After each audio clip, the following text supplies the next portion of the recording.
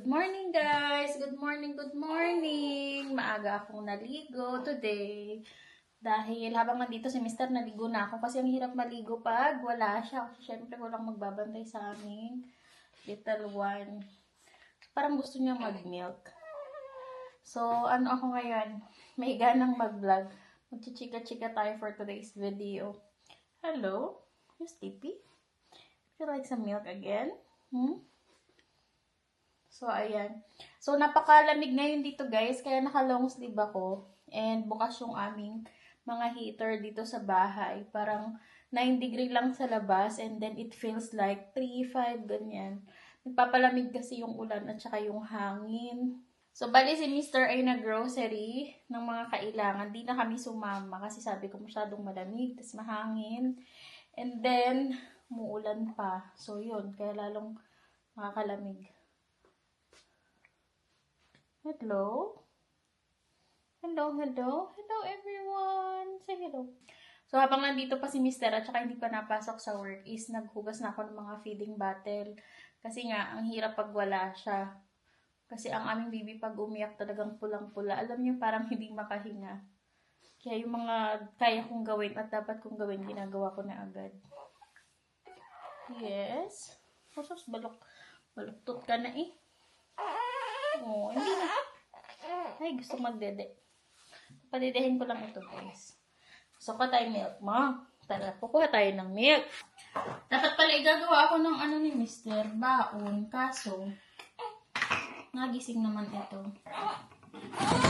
Ito na, titiplan tayo. Hindi pa ako nakagawa.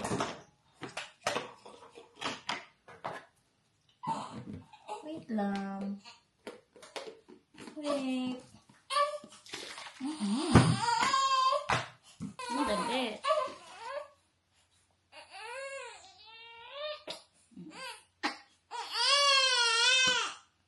Bugnutin. O, dali na.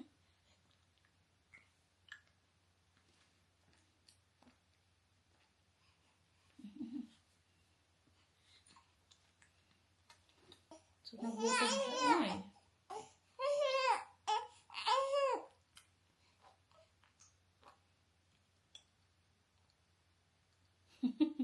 May time talaga na ganito siya. Alam niyo, nagbi-milk na, tapos umiiyak pa siya. Tapos na siyang mag-milk, guys. And then, feeling ko tulog na siya. Kaya, ibababa ko na siya sa kanyang basket. And then, gagawan ko na si Mr. ng sandwich kasi babaunin niya sa work. Hindi ko agad nagawan kasi nga, umiyak itong aming little one. So, pwede ko na itong ibaba. Busog na. Diba na ikaw? Nag-birth na din naman siya. So, bali dati, nung hindi pa ako nanganganak, guys, lagi ko talagang ginagawan si Mr. ng sandwich para pagpasok niya sa work, may pagkain na siya. Pero ngayon, guys, hindi ko na siya masyadong nagagawa kasi nga may baby na kami. And then, nakukuha niya halos lahat yung oras ko. So, ito yung ham na lagi niya binibili sa supermarket. I-slice niya lang to. Ang hirap i-slicein.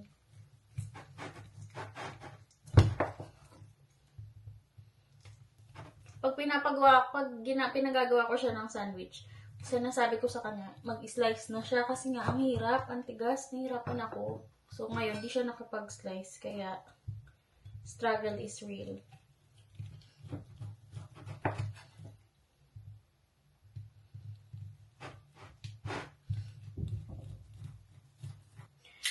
Kung gusto niya ng tomatoes. Pag-slice ko din siya ng tomato.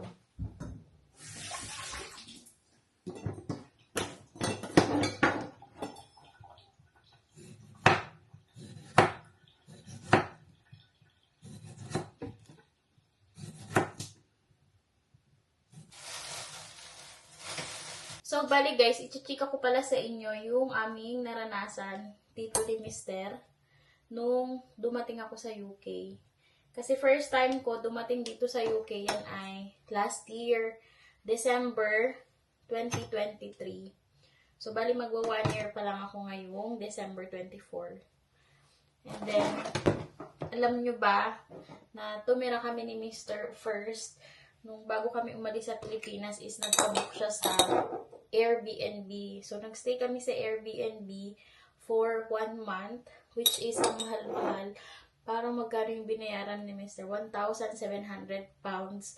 And then, parang bukod pa yung parking. Kasi may sasakyan dito si Mr. na iniwan sa kapatid niya. So, bukod pa yung parking space na binayaran niya dun sa pagstay namin dun sa Airbnb. Kasi nga, si Mr. ay walang bahay dito sa UK. Wala siyang bahay. Kasi yung bahay nila, nung kanyang ex-wife, ay pinaubayan niya na dun sa kanyang ex-wife. Kasi ang katwiran nga niya is, mapupunta naman yun dun sa anak niya. Kasi, so, may anak siyang una sa kanyang ex-wife. So, isa lang yon, babae din. So, literally, wala siyang sariling bahay na dito sa UK. Kaya, kami ay nagstay sa Airbnb. So, alam nyo ba guys, dumating kami sa punto ni Mr. na naiiyak na kami pa rin kasi magwa 1 month na kami sa Airbnb and then wala pa kaming makitang lilipatan. So, the next thing is, ang hinanap niya, yung second na malilipatan namin. So, lumipat naman kami sa hotel. Hotel ang pangalan niya, but para siyang alam niyo yung boarding house atin na room for rent, ganyan. Kasi may share kitchen, pwede kang magluto, may share, lahat ng gamit, pwede mong gamitin, ganyan. Pero hotel yon. So guys, bali habang nasa Airbnb kami ni Mr., naghahanap na siya ng bahay na mabibili. Ganyan. So ito yung point na umiiyak kami pareho. Kasi alam mo yung, ang mahal ng ticket magkano ang ticket from Philippines to dito sa UK. And then, kailangan namin ulit lumipat kasi yung Airbnb na pinagstayan namin is 1 month lang yon. Pwede naman kaming magstay sana doon. Kaso mo nga, hindi na kami nagstay kasi ang mahal masyado. So, habang nandun kami, naghahanap si Mr. ng bahay na malulon o mabibili. Hindi naman niya ika-cash kasi mahal dito guys ang bahay. Alam niyo ba, mahal ang property dito, ang liit-liit. Katulad itong bahay namin, ang mahal-mahal nito. Ang liit-liit lang niya. Kung makikita niyo naman sa vlog, ganyan. Liit lang talaga to, pero ang mahal kasi nga newly build siya. So, bali guys, yung unang bahay ni Mr. na pinag-inquiran, hindi siya na-approve. Kasi nga daw, ang naging problema is, may bahay ako sa Pilipinas, may property ako. Dahil nga married kami, parang kinonsider nila as control property. Kasi pag bibili kayo ng bahay dito, katulad nitong mga newly built, kailangan is first time buyer. So, hindi siya na-approve. Parang na kami, parang natuliro na kasi syempre, kailangan namin ng bahay para makuha yung mga bata sa Pilipinas, yung 2 anak ko pa. So, dahil guys, hindi nga na-approve si Mr. dun sa bahay na una namin kukunin sana. Parang na-down kami pareho. Alam mo yung naiyak kami. Tapos, parang hindi rin siya papautangin ng bangko. Kasi nga, kailangan niya rin mangutang sa bangko kasi wala na nga masyadong, hindi naman kasya yung savings niya. Alam niyo ba ang presyo ng bahay dito, katulad nitong sa amin, is 220,000 pounds. So, magkano yun? I-convert natin to 71 or 72 per pounds ngayon, or minsan 74 pa, ganyan. So, di ba napakamahal? So, ito pa guys, ang masaklap. Hindi siya na-approve dun sa bahay na kukunin sana namin or bibilhin. And then, syempre, wala naman siyang cash na pangbili. So, kailangan niyang mag-loan. So, kailangan niya mangutang sa bangko. Alam niyo ba, hindi rin siya na-approve sa bangko. Parang lugmok na lugmok kami, guys, dito sa UK. Nung una at saka pangalawang buwan namin dito sa UK. Kasi tingnan niyo, hindi siya nakakuha ng bahay. Hindi siya na-approve. And then, hindi rin siya na-approve para sa bank loan. So, parang kami pinagsaklubang ng langit at lupa. So, grabe yung experience na yun. Tapos, winter pa. So, parang walang, outdoor life. So, tapos, kasi marami nga dito, ang tawag sa atin, parang subdivision, ganyan. So, nag-inquire ulit siya, naghanap ulit siya online. Tapos, nahanap niya itong sa village namin. So, di nag-inquire siya, ganyan. Tapos, so sabi nga niya na siya lang yung mag-loan. And then, tinanong siya, ganyan, yung mga bank details. Although na-approve siya, kasi nga, sabi niya, sa kanya lang, hindi naman ako kasali, hindi ko maintindihan bakit yung una niyang bahay na pinag-inquiran, although halos pareho lang naman sila ng design. Kaso yun is medyo mas malapit yun sa expressway. Mas maganda sana, pero okay lang din naman dito kasi ganun din naman, hindi naman siya kalayuan. So, di na-approve na nga si Mr. Don. So, ulit siya sa bangko. Inquire ulit siya. Alam niyo ba, na-approve siya sa bangko? Kasi, bakit ba siya na-approve? Alam niyo kung bakit hindi siya na-approve nung una? Kasi yung bangko, ayaw nila, ang gusto kasi ni Mr. is 10 years niya lang babayaran yung niloloan niya. So, ayaw ng bangko ng 10 years. Ayaw nila ng short term. Ang gusto ng bangko is 17 years. Kasi, pag short term lang, maliit lang yung interest. And then, pag mahaba yung panahon, mas malaki yung interest nila, mas kikita sila. Kaya, yung una niyang inquiry is hindi siya na-approve. So, ayan na nga. Kaya sabi ko kay Mr., hindi talaga para sa amin yung unang bahay na pinag-applyan niya. Hindi talaga yun para sa amin. Which is okay lang naman. Kasi, kung hindi naman siya ma-reject doon, wala kami dito sa bahay na to. So, pero grabe guys, yung pinagdaanan namin, alam niyo yun na wala siyang work, tas wala din akong work. Although, apply ako ng apply. Natatanggap naman ako, kaso yung una kong apply is part-time lang yun. Hindi nga ako ayoko ng part-time kasi sayang yung araw. Healthcare support worker. And then, yung pangalawa naman is marami akong kulang na paper. So, hindi ka rin nila i-hire hanggat hindi mo kompleto yon.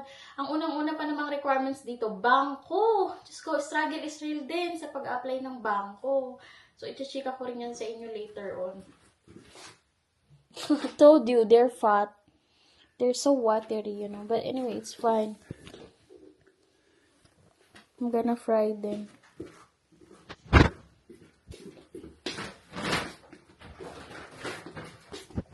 Oh, I forgot to get coffee. I was need some more coffee. So, one of those. One of those. Some grapes? Grapes? No? Don't think so. Best In that actor. one. Best actor. Look, I thought no Sprite. this is. Oh, so at Aldi, they don't have Sprite. Oh, But at Morrison, they have.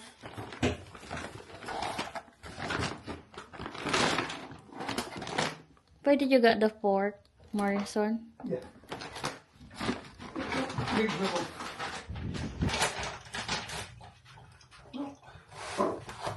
I can't see the difference. Yeah, Oh yeah, this is darker. Look.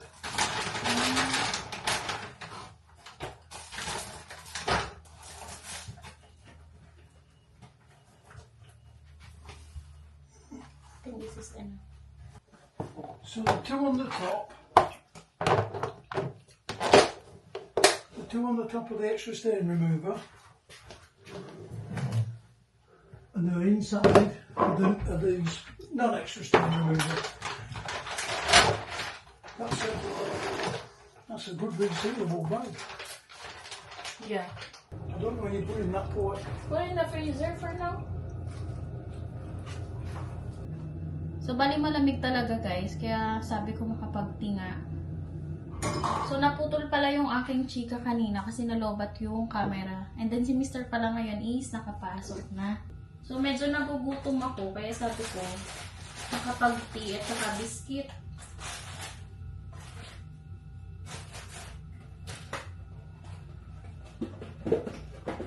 Ito na naman guys, winter season na talagang wala nang buhay sa labas. So, bali, hindi ko alam kung ano mangyayari sa akin pag nag-start na ako nag-work. Sobrang lamig.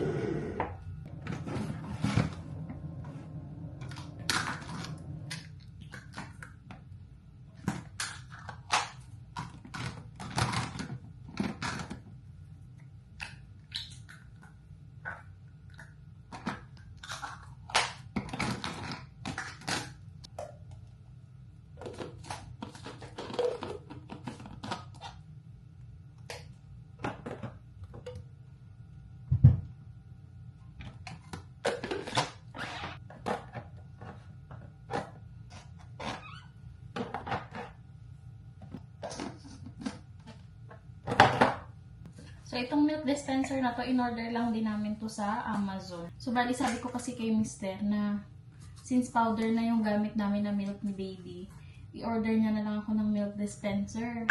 Kasi nga, para hindi siya bumababa lagi sa madaling araw. Alam niyo yung nakakaawa din kasi na lagi kaming puyat or puyat din siya tapos magwo-work pa siya kinabukasan. So nakakaawa din na alam mo yung pagod na pagod. Syempre pag puyat, lalong nakakapagod kasi yun. Kaya yun, umorder na lang kami nito. Sabi ko ito yung usually na ginagawa sa Pilipinas sa atin. Di ba totoo naman na meron tayong milk dispenser, tapos naka-ready na yung mga bottle, ganyan. Tapos isasali na lang yung milk. Bali dito, ginagamit ko yung Aqua Plus ko para sa hot water or warm. Para isasalin ko na lang sa bote kasi hindi maganda na nasa bottle na agad yung kanyang tubig dahil malamig nga dito. So pag ininom niya yun, masyado nang malamig. Kaya ang ginagawa namin, nagpapakulo na ako lagi. Tapos papalamigin ko lang siya kahit mga 30 minutes or 1 hour, ganyan. Tapos saka ko isasalin dito sa Aqua Plus. Tapos, nung nakaraan pa nga, gusto ni Mr. na umorder, ay bumili pala ng ganyan din, lagayan din ng tubig para sa feeding bottle ng baby.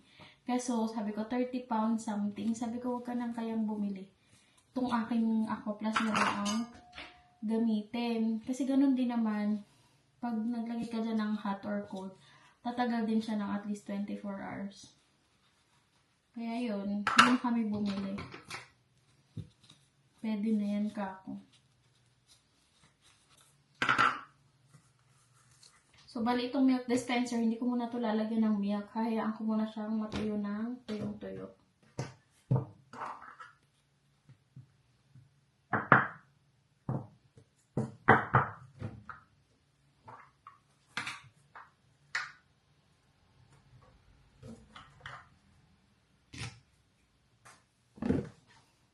Dadaling ko na lang ito doon para ready na mamaya pag humingi siya.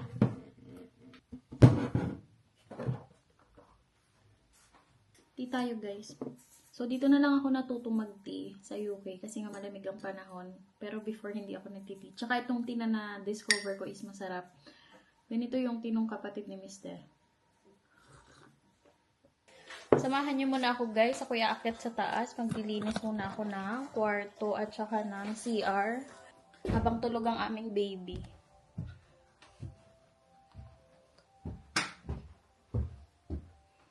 So dito muna tayo sa CR guys. Lilinisin ko muna to dahil ako'y naiihina. So dahil Pilipina tayo, may tabo. From Philippines pa to. Tabo is life. So itong lumang gloves namin, ang gagamitin ko. Butas-butas na. Busak-busak pala. Pero wala pa naman itong butas, kaya pwede pa to. Kasi itapon.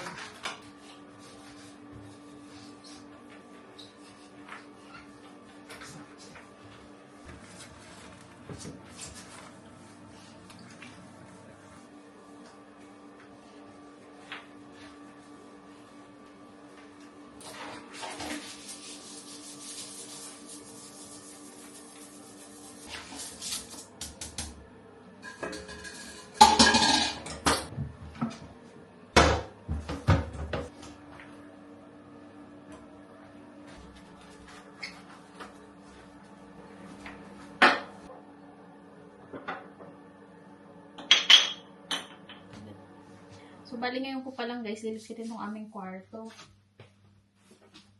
Kaya, makalat pa.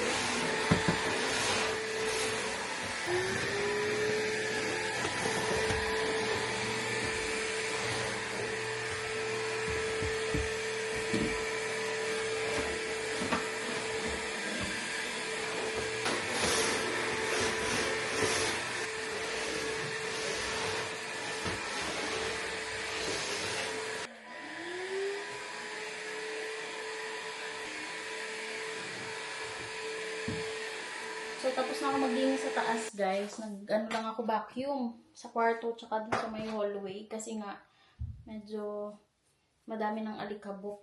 Hindi nakakalinis. Gusto ko sana din maglinis dito sa baba. Kaso, maingay yung vacuum. Magigising ang aming baby. Baka magulat, matakot. Ako muna ay magsasain ng lunch. So, magluluto lang ako, guys, ng talong, ipiprito ko lang, and then yung tinapa na binili ni Mr. sa Aldi. Tingnan nyo ko naman, guys, yung talong nila dito. Ang taba-taba, tapos ang liit. Masyado tong matubig lalo eh. Kaysa yung normal na talong sa atin.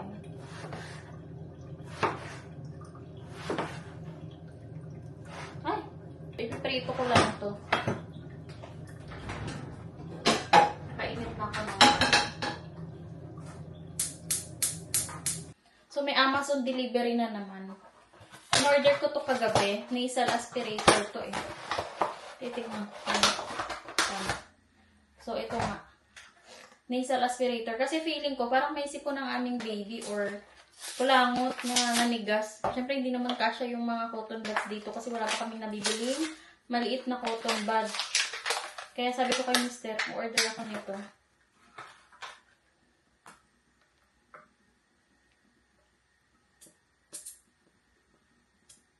Ang taba. Ang taba ng silicone.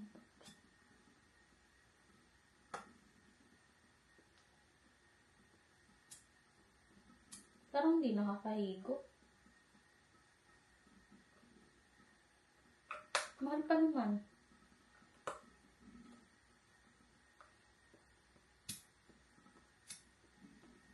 Mamaya itatry ko sa baby namin.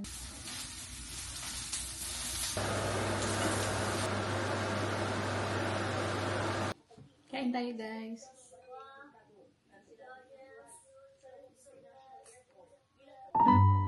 Tignan nyo, guys, ang panahon. Ganyan ang itsura sa labas namin.